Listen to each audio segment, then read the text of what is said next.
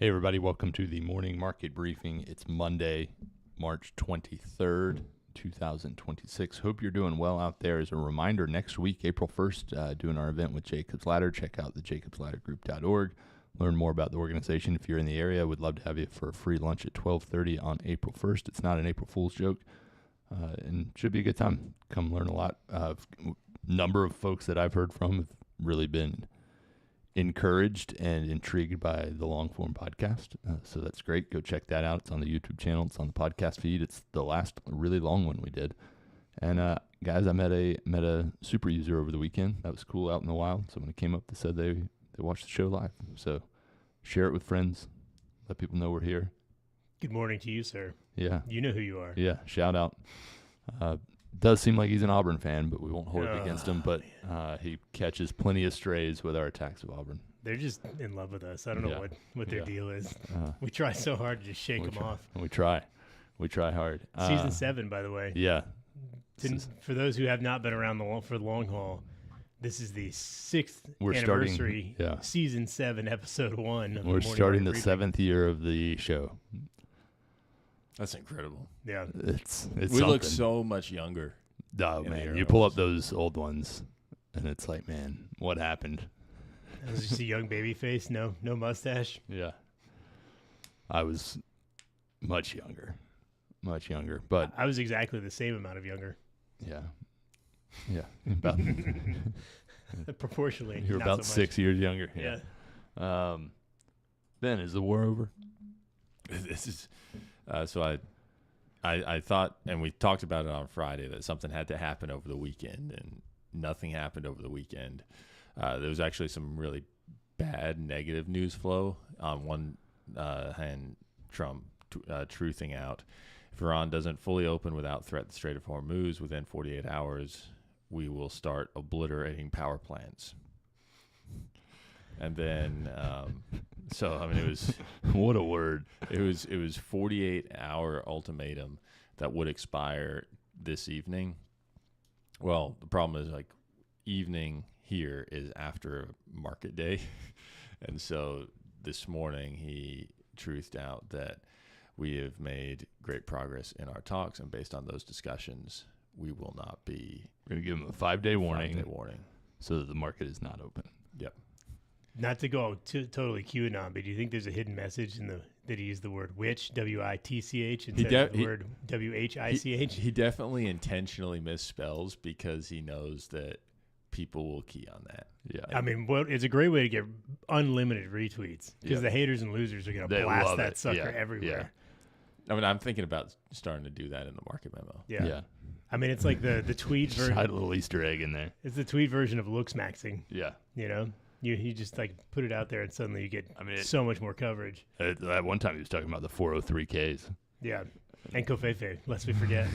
Never forget Kofefe. So the Iranians are basically denying that they've talked at all, which you knew that they would obviously deny. And so and they're not going to immediately, like, the Iranian media is not going to immediately know if there have been talks. So I think that the denial is just par for the course. I do think there have been talks now, whether they're to the degree that Trump wants them to be, and whether or not the strait is going to be opened as a result of that remains an open question. I think that's probably the viable middle ground here. But the Iranians definitely denying it, as you would expect them. I mean, they very honestly tweeted out that video of the F-35 being shot down. That was very legitimate. They had also previously tweeted out weeks ago. Yeah. And neither of them were AI that I'm aware of. So they were definitely legitimate. Good, honest people. And definitely came out with a statement from Mojtaba Khamenei. Yeah. Healthy, strong as an ox, that guy. Yeah. I mean, we've got to come up with a new, instead of the straw man argument. Weekend at Bernie's. This is the cardboard man argument. So, I mean, this completely befuddles my plan of discussion for the call. So I put out these notes at around 6:20 or so, 6:30 this morning, and Trump been sleeping in. 7:05 a.m. Trump tacoed at 7:23, and the market just ripped. But I did think that it was a poor weekend for the administration. I do think that Scott Bessent was on Meet the Press yesterday. Uncharacteristically poor, I thought he was. He was asked a number of questions. He dodged. He seemed evasive. He seemed more political. And I think that it really came across as someone who is trying to defend his organization, but doesn't really believe it. He's trying to spin a narrative that doesn't play. Yeah. Yeah, I mean, it was, all you saw all weekend was they launched a ballistic missile at Diego Garcia. There's nonstop bombing Iran with counter threats, and nonstop the airports are full of people. The airports are real full. Yeah. Yeah, I mean, I think that's going to have an impact. I mean, Delta just said that demand is so strong right now, but, with prices going up, with oil going up, and with probably even more importantly, the TSA lines. I think people just do not want to travel. I have to go to New York this week. Here's a question for you guys. What is your threshold in which you're like, okay, it's easier to fly this distance? Because I'm like very comfortable with a 5 or 6 hour drive. Yeah, rather I'd say than flying. That's probably about my threshold. My border is 8 to 9 hours. Okay. Especially now that I have a wife and child and it costs more money to travel. Like you get much more economies of scale taking one vehicle than 3 plane tickets or he's still under one. Sick brag about the wife there. No big deal. Not to flex on everybody, but Ben has a family. Sorry about that, Hicks. Jokes on Hicks. But now, like for me, if it was just me, I'd probably be more like 5 or 6 hours. I just hop in a plane. I can work on it. I don't have to drive. It's 12 hours round trip. But you do wonder if like the 4 hour line, like does that it starts to creep in here where it's like, okay, maybe normally I'd be fine driving to Nashville and back, but I'd probably fly to Memphis. Am I now like, I'll just drive to Memphis? Yeah. I feel like Orlando, it's an 8 hour drive. What do you do with that now? Yeah. That's right on the bubble. Yeah. You just don't go. Yeah. Sorry, Orlando is the pits, but I feel like that's right on the edge of like that's the perimeter now. Yeah. Yeah. And we both.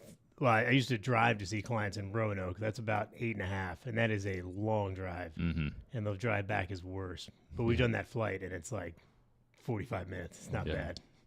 You're up and down. Yeah. Yeah, Ben, you're going to LaGuardia this week. Yeah, if it's open by then. So obviously, if you guys hadn't seen this, a Air Canada flight was taxiing and ran into a fire truck that was responding to another United flight, and 2 pilots died.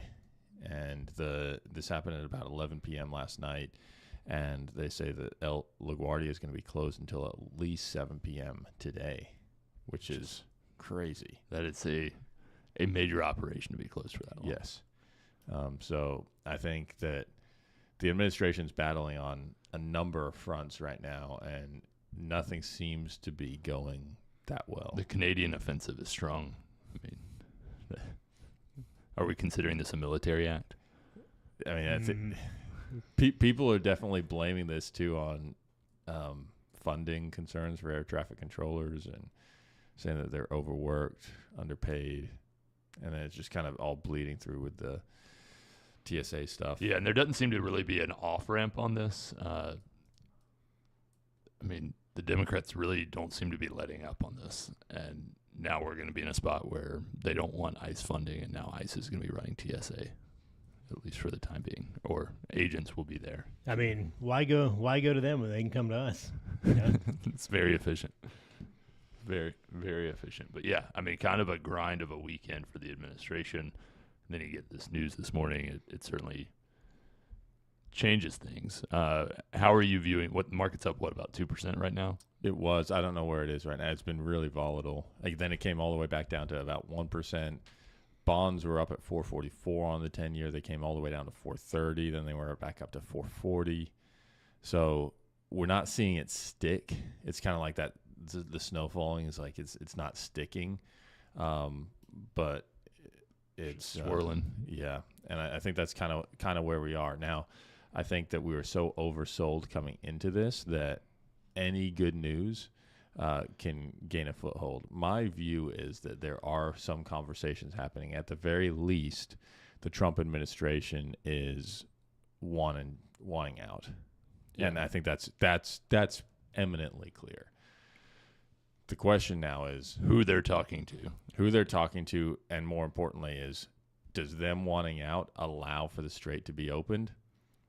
I don't know. And I think that's the question the market's going to have to grapple with. Oil was down $10 at one point. Now I think it's down maybe $5 or $6. So it's still off of where it was. We'll just have to see if this sticks. I think there's probably smoke where there's fire. Question is how much smoke there is. I think given where markets were sold off, I wouldn't be chasing here, but that's because we were buying on Friday. If you were in cash, I think right now you would be foolish not to put a little bit money to work, but I certainly wouldn't shoot all your bullets right now. I mean, if anything, I'd say skew towards fixed income. Yeah, because the bond market has shrugged this off pretty strongly. And I mean, it's win or lose. If this thing goes through or not, it's going to take some time for the oil prices to normalize again. That spike is going to filter all the way through, and people are worried that's going to cause inflation, which it may. I mean, it will in the short term. Yeah, I mean, yeah, it will. Yeah, and I think that's a good point, because I think if you listen to this call and you've listened for a long time, we've been very critical for the last 15 months of the inflation narrative. Here's an instance in which we're saying, no, this may cause inflation. This is a real thing. We're not inflation deniers. We're deniers of the causes of inflation that have been pointed to over the last couple of years. But oil being elevated to the extent it has been elevated, even for this period of time, may cause inflation. Yeah, I mean, the inflation we've seen this year that has been attributed to housing, that's not real. Yep. The inflation that could be contributed by rising oil prices and elevated oil prices is going to be real. That's just a fact. Mm-hmm. And my view is that it's not going to last for that long. Would you use the word transitory? In this case, yes. Yes, this is the correct use of the word transitory. Yes. But I do think it's interesting with gold. I think that, I for a long time have talked about my view on gold and how it trades. And I think I even talked about this before gold kind of topped out at $5,500 an ounce. But basically with the gold, everyone's kind of confused about, and before this news came out about Trump, the narrative was oil's going crazy. We're going to have massive inflation. Bonds are getting crushed, and the war is not going the U.S.'s way. That was the narrative prior to 7:23 a.m. this morning. Gold was down like 8%. It's still down over 4, and 4,400-ish. And people were kind of confused about why that's the case. I think, and I reiterate this today, the way to trade gold, if you're trading it, and we've talked about how to own it, but if you're trading it, it is what is the Fed going to do next? Is the next move to become more hawkish or more dovish? Not what they're doing now. So what they're doing now is they're neutral. When gold was skyrocketing earlier this year, the next move was to become more dovish. The Fed was going to print more money. They were going to cut interest rates. Kevin Warsh was going to come in. There was lower inflation. This was all good stuff for gold. They were going to react to that especially on a Kevin Warsh Fed.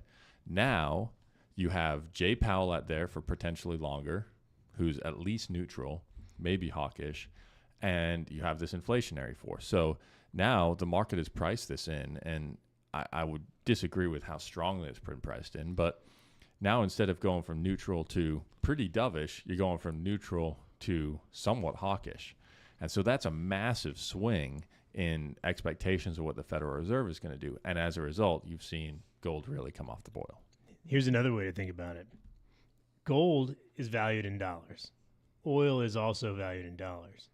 Using the commutative property, gold can be valued in oil. And if oil increases greatly on that ratio, gold is now worth less. Think about that. Man, it's early for that. Yeah. So gold divided by oil is now a worse ratio, even though they're both valued in dollars, and one has gone up and was gone down. Think about that. Yeah. But I mean, it's sort of a joke, but the value of gold always stays the same. What changes is the stuff around it. What's really changed is that oil has gone up quite a bit, and so it's become a more valuable, more sought after resource in a very short period of time. And all of that money where there's almost speculation, people are just like, I'm going to gold continues to go up, firing into it. Suddenly there's a more obvious trade, and that more obvious trade the last 2 weeks has been like, oil's going up, and what begets higher oil prices is higher oil prices. And so suddenly all that money that's in that speculative trade of like gold, they're selling and they're buying oil and they're going the other direction because that's an obvious trade. I mean, that's what it is when gold really goes, it's because it's an obvious trade. When oil really goes, it's because it's an obvious trade. And as one increases in value, the other is going to naturally decrease in value because it becomes an obvious trade. It's so obvious. I think that the conversations I'm having with I had some conversations with clients over the weekend, and these were the same clients who were really asking me, do we just need to be loading in on gold at like $5,200, $5,300 an ounce? And I said, pump the brakes on that. They're now saying, should I sell everything? Yeah. Which kind of gives you an idea of that's where sentiment is. Yeah. That's how you get burned, is you try and chase something that seems like an obvious trade. Yep. It then suddenly collapses, and then your instinct is, well, I'm only down 10%. You go to cash. The weekend comes. You get a taco tweet, and suddenly you could have just been in the stock market and you would have been roughly flat. It's like, but you've taken a 10% hickey because you were like, oh, gold. Everyone's talking about gold. So you got to manage those emotions and manage that understanding of the market. The whole axiom, buy when there's blood on the street. There's blood on the street right now. It feels terrible to buy. Like you can say that in good times, but this is what it looks like. Yeah. Sometimes the safest move is to take some risk. Yeah. Zuckerberg, he's making his own AI agent, Ben. He wants to really push this upon everybody. He's starting with himself. Wants everyone in the company to eventually have their own personal AI agent, with the goal being efficiency, fewer stops between communication. I don't know that I'm surprised by this, but I would love to audit Zuckerberg's agent. Just be like, what's this thing doing? I mean, tinfoil hat, you use that agent to do all your stuff. It realizes what all the stuff you do is, and then you get axed. I mean, that's the not so subtle message that he's sending. He said, we're investing in AI native tooling so individuals at Meta can get more done. We're elevating individual contributors and flattening teams. That means if you're a middle manager, smashing them. You're Tough kidding. times. Yeah. Jensen Wan was on the All In podcast talking about really his view of AI being that, this will high grade jobs. People will stop doing tasks and be more visionary and elevate their own game, which I think that will be true in some cases. In other cases, they will be flattened. But he used the example of the chauffeur. It's like the chauffeur might not be driving, but he might be in the front seat and he might be doing other tasks like scheduling tasks and things like that. It's a good driver. And so makes you think. What's top of mind as we look at the week ahead? What are bonds going to do, man? I don't know. I need him to react positively here. Yeah. Or not. Actually, that's not true. We have had a lot of maturities, and we have a huge maturity date on the 4/1. If we could hold this out for 8 more days and get all let's that. just grind it out and then get that money We to could work. just, hold here for call it 10 days. And then April 2nd, let's rip. Yeah. That's the goal. I love it. Ben, anything top of mind? No, heading off to hopefully I can deal with the TSA lines, but then I'll be at the Sunbelt Investor Day on Thursday. That's big.